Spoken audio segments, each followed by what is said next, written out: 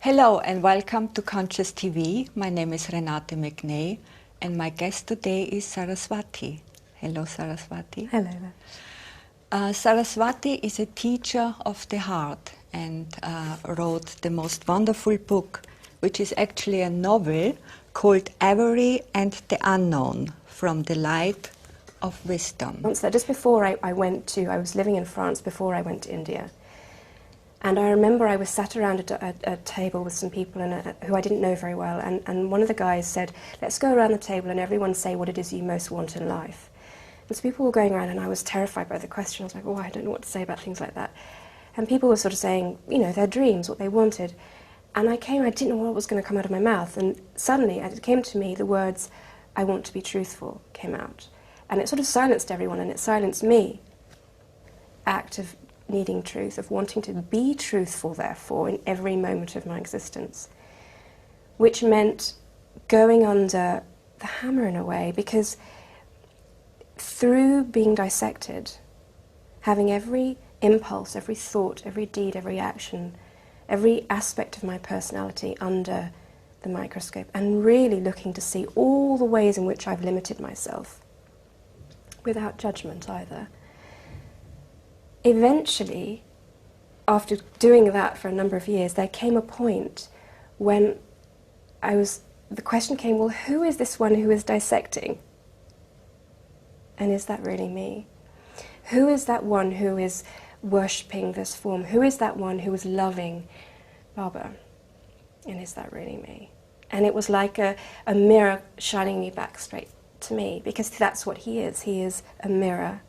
I mean, that's what we all are. Mirrors shining ourselves back to ourselves. So therefore, once you are in recognition of that primary I, the real I, you're then in a position, you're from that deeper perspective, you can watch the little I. Yes. With such, it's expansive again, it's that expansive seer. That is the conscience, that is love. That's its perfume, it's like love is its perfume. And from this space, you're able to watch oneself as if you're a character in a play. The mind is so addicted to thinking, it's so addicted to the personality, that initially one has to separate oneself from one's thoughts, to eventually see that I am the thoughts too. The thoughts are not the problem, it's the attachment and the identification to the thought that causes the trickiness. Because the perspective has shifted, therefore the perspective is not, my attention is not, how to say, yes, if something comes up and it bites or something burns me inside, I'm not forgetting this, I'm seeing that burning from here at the same time. So that is always your reference point. Yes. Mm-hmm. So therefore I don't ever feel suffering, because all that something is bad, there's no bad, there's only misunderstanding. If something feels negative, I know that there's a misunderstanding in me that needs looking at. It's like watching myself as if I were another person. Mm-hmm. I'm watching a character.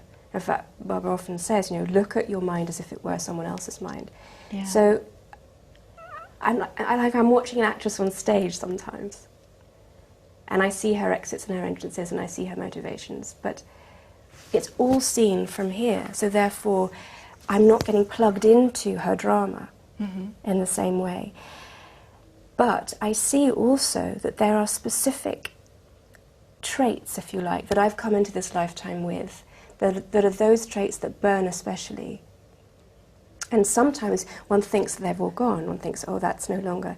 But a little nugget will come along just to check, and just to give you a little test. And I can see the test as it's happening, if that makes sense. So it's very inward, it's very internal, and it's quick nowadays. But I didn't know what it was, I just knew I had to be there. And when I was sat in front of him, it was instant recognition that what he was speaking was my words. It was just, I was bathing in myself in his presence, that I was able to sit in that presence.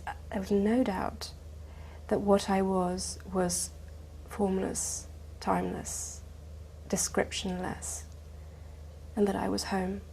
The more I merge in the I am that I am, the deeper I see that I am beyond both the I me and the I self. Yes. And something in me went, well, how, first of all, the I am that I am. I'm saying something is referring about beingness. So therefore, what's aware of beingness? I'm commenting on my own beingness. And immediately it was like someone had just sort of chopped my head off and pulled my entrails out, because, wow, I'm beyond even that. It was so terrifying. It is so overwhelming to the mind to come to the heart that it then reinforces its identity to avoid it, because within a millisecond she was back in her identity and in her fear. We're all in delusion. We're all building walls to hide the purity of oneself, inhabiting ourselves when we're in hope. Yeah. We're constantly in expectation. We're constantly saying happiness is when that happens. Yeah. Yeah. So yeah, be hopeless and really live. Yeah.